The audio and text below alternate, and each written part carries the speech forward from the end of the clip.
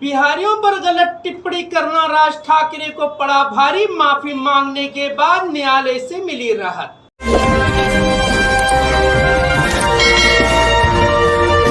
मैं सुल्तान रिजवी और आप देख रहे हैं डीडीएस टीवी न्यूज।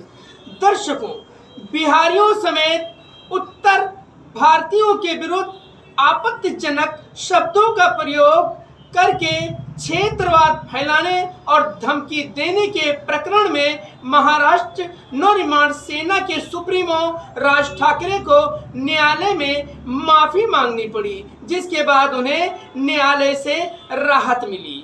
हम आपको बता दें कि मामला 9 मार्च 2007 का है। मुंबई के सैन मुखानंद सभागार में मनसे के स्थापना दिवस के मौके पर राज ठाकरे ने कहा था कि महाराष्ट्र में मराठियों का सम्मान करो, वरना थप्पड़ खाने के लिए तैयार रहो, नहीं तो कान पकड़ के खदेड़ दिए जाओगे। राज ठाकरे के इस बयान पर उत्तर भारतीय और बिहारियों और खासकर हिंदी भाषियों के पर गैर असंवैधानिक भाषा और आपत्तिजनक टिप्पणी कर सम्मान को ठेस पहुंचाने को लेकर जमशेदपुर के सोनारी थाने में अधिवक्ता सुधीर कुमार पप्पू ने 11 मार्च 2007 को शिकायत दर्ज कराई थी। कोई कार्रवाई नहीं होने पर जमशेदपुर व्यवहार न्यायालय में अधिवक्ता ने 13 मार्च 2007 को शिकायतवाद दाखिल किया। सुधीर कुमार पप्पू बिहार के छपरा जिले के तरैया के मूल रूप से रहने वाले हैं और जमशेदपुर सोनारी में रहते हैं। मामले की सुनवाई जमशेदपुर न्यायालय के प्रथम श्रेणी न्यायिक मजिस्ट्रेट डीसी अवस्थी के न्यायालय में हुई, जहां पर शिकायतकर्ता सुधीर कुमार पप्पू और गवाह ज्ञानचंद का परीक्षण और अखबारों में छपी खबर को न्यायालय के सामने पेश किया। 11 अप्रैल 2007 को कोर्ट ने मनसे प्रमुख राज ठाकरे के विरुद्ध आईपीसी की धारा 153A, 153B व 504 भारतीय दंड विधान के तहत संज्ञान लेते हुए सम्मन जारी किया। राज ठाकरे के उपस्थित नहीं होने पर जमानती वारंट, गैर जमानती वारंट और इश्तिहार जारी किया गया। मनसे प्रमुख ने अपने अधिवक्ता के जरिए से झारखंड उच्च न्यायालय में कई बार याचिका दाखिल की, लेकिन उन्हें कोई राहत नहीं मिलने पर 30 सितंबर 2011 को पुनः मनसे प्रमुख राज ठाकरे ने उच्चतम न्यायालय दिल्ली में मामले को स्थानांतरित किए जाने की याचिका दाखिल की। उन्होंने कहा कि मुझे झारखंड के न्यायालय में उपस्थित होने के लिए किसी प्रकार की कठिनाई नहीं है, लेकिन झारखंड राज्य सरकार से विधि व्यवस्था पर मन्तव्य मांग लिया जाए।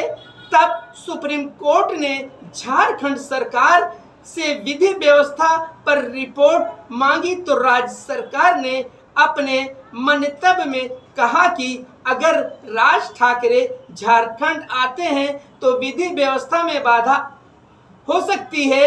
इसी रिपोर्ट को देखते हुए उच्चतम न्यायालय ने इस मुकदमे को जमशेदपुर कोर्ट में मामले को स्थानांतरित कर 30 हजारी कोर्ट नई दिल्ली भेज दिया।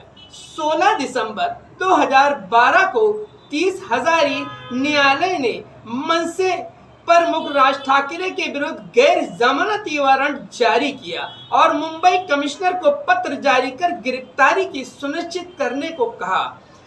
न्यायालय के आदेश के विरुद्ध मनसे प्रमुख ने दिल्ली उच्च न्यायालय में गैर जमानती वारंट पर रोक लगाने और मुकदमा निरस्त करने के लिए धारा 482 दंड प्रक्रिया संहिता के अंतर्गत याचिका दाखिल की। मामले में 10 साल से लंबित याचिका पर सुनवाई हुई। राज ठाकरे ने वकील के माध्यम से कहा कि मेरे भाषण से अगर किसी समुदाय के लोगों को ठेस पहुंचाने का काम किया है या कार्य किया है तो हम याचिकाकर्ता राज ठाकरे अपनी बिना शर्त माफी और दुख प्रकट करते हैं। राज ठाकरे की माफी पर शिकायतकर्ता की ओर से अभिवक्ता अनूप कुमार सिन्हा ने अपनी बात रखी कि अगर याचिकाकर्ता राज ठाकरे उत्तर भारतीयों, बिहारियों और हिंदी भाषियों पर की गई अभद्र भाषा के तहत टिप्पणी को लेकर माननीय न्यायालय में माफी मांग लेते हैं तो मुकदमा समाप्त करने का किसी प्रकार की आपत्ति नहीं है, जिसके बाद ठाकरे के माफीनामा स्वीकृत हो गया और मामला खत्म हो गया।